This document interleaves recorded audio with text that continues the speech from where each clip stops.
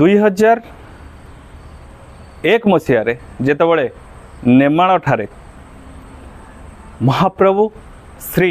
अच्युतानंद दास सूक्ष्म सूचना आधार रे काकभूषण जो स्थान चिन्हित करिथिला से स्थान रे जेतबले बाबा श्री अक्षय एवं माँ जेतबले सेठारे पहुँचिले तांकु भिन्न भिन्न दिव्य पुरुष माने बा देवता माने सूक्ष्म सत्ता माने मुनि ऋषि माने दिव्य सत्ता माने देवता माने मातृशक्ति माने अधिष्ठात्री देवी माने अष्टचंडी माँ बिरजा दुर्गा एभली भाव रे माँ सारला माँ विमला माँ लक्ष्मी श्री जगन्नाथ एभली बहु दिव्य सत्ता जार आपण कल्पना भी करि परिबे नाही से माने सब परकाय प्रवेश नीति वार्तालाप करथिले। आमे भी मध्य प्रथमे आश्चर्यचकित थिलु जे विज्ञान जुगरे एभली कौन संभव हो पारे। तेणु आमे भिन्न भिन्न समय श्री अच्युत को हो श्री जगन्नाथ को हो प्रभु श्री कृष्ण को हो आमे गुड़े तुड़े कि याडू साडू प्रश्न मध्य पचारिछु आमे जानिबा को इच्छा करिछु आमे जिज्ञासा प्रश्न तो भगवान को पचरा जाएनि आमे जानिबा को इच्छा व्यक्त करिछु जे प्रभु एटा कौन सेटा कौन जो किछि किछि कथा जा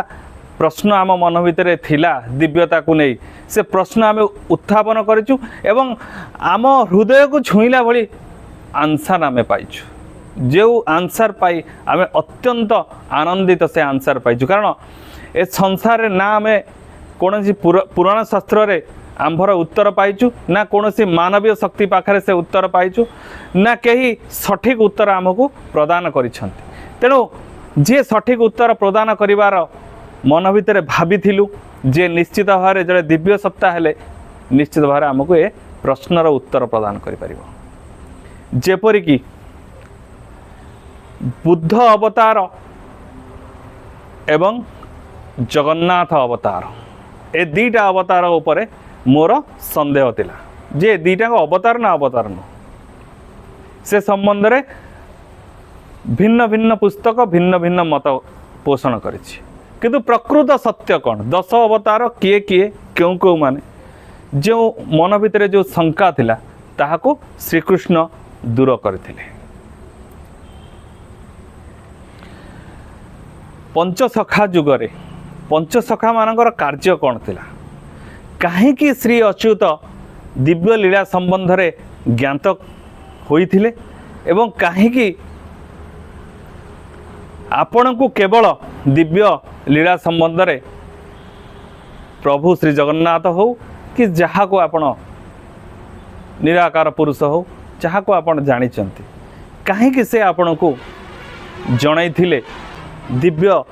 दर्शन आपण को करैथिले एवं ता द्वारा आपण कौन लाभ प्राप्ति होइथिले एवं परवर्ती समय जो आपण मालिका लिपिबद्ध करछंती से प्रकृत सत्य ताधरे केते रही एवं कौन आपण ताधरे प्रहलिका रखिचंती कौन ताधरे गुप्त सत्य रखिचंती से संबंध में आमको प्रभु श्री अच्युत स्वतंत्र भाव रे जेतबले से आसीथिले जुग कार्य आंभको तांकर प्रकाश करुथिले से समय आम जिज्ञासा करिथिलु तार उत्तर आम प्राप्ति हेइथिलु जहाँ जहाँ उत्तर आम प्राप्ति हेइछु अत्यंत आनंदायित स्थिति से कार्य आम समापन करिथिलु। आउ कौन पचारिथिलु आम काहा को पचारिथिलु आमर बहुत जानिबार इच्छा थिला जे कौन संसार रे कुरान ने लेखा है जे गोटे मनुष्य आउ गोटे मनुष्य को जदि मारी पारे बा जेहाद जहाँ कहते जेहाद जदि जेहाद हुए ताहले कौन से जन्नत को प्राप्ति हुए कि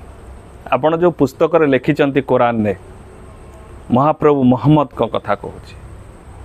महाप्रभु मोहम्मद को कथा कहूँ आम आम समस्ते होउचंती पूज्य से जीशु हुंतु से मोहम्मद हुंतु से जी भी हो से श्रीकृष्ण हुंतु आम पाई समस्ते पूज्य कारण धर्म आमे ना जाति आमे रखीचु आमे संसार रे श्रेष्ठत्व रखीचु जो माने ए संसार रे दिव्य कार्य करिसंती से माने आम पाई पूज्य तेणु से कौन करिसंती ता परवर्ती दायत माने कौन करिसंती हमर जानिबार आवश्यकता नाही आमे केवल गोटे कथा जानू ए संसार निमित्त जे किछि करिछि से भली व्यक्तित्व सदा सम्मानीय तो आमर जो जिज्ञासा थिला जे भली कार्य किछि करिवि जदि मु गोटे हिंदू व्यक्ति कि जहाँ भी अन्य धर्मर व्यक्ति की मु जदि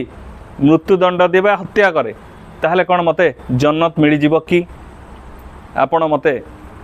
क्लियर करंतु कारण मोर कहारी ए संसार रे ये जो मानवीय शक्ति उपर विश्वास ना से माने भूल कहीदे पारे किंतु आपण जेहेतु मूल धर्मर मुख्य लोक तो आपण प्रकाश करंतु कारण आपण को आमे प्रकाश करिछु समस्त सहित वार्तालाप करा जाई अछि मुख्य मुख्य शक्ति मानक सहित जार आवश्यकता पड़ी से आमको जहाँ उत्तर रखी से उत्तर रे मध्य आम्भे अत्यंत संतुष्ट हेलु कारण एभली संतुष्टिकर उत्तर ए संसार केही देई परिबे नाही तेणु संसार दिव्य सत्ता मानकर वार्ता अत्यंत मधुर अत्यंत सुंदर एवं अत्यंत एभली नमनीय कथबार्ता मु भावुची आमे मनुष्य समाज केबे सेगुड़ा बुझी पारिबनी से वार्तालाप किपरि सेमानकर व्यवहार किपरि जी दिव्य सत्ता मानक सह कार्य करि से जानि आमे सेगुड़ा बुझी पारिबा।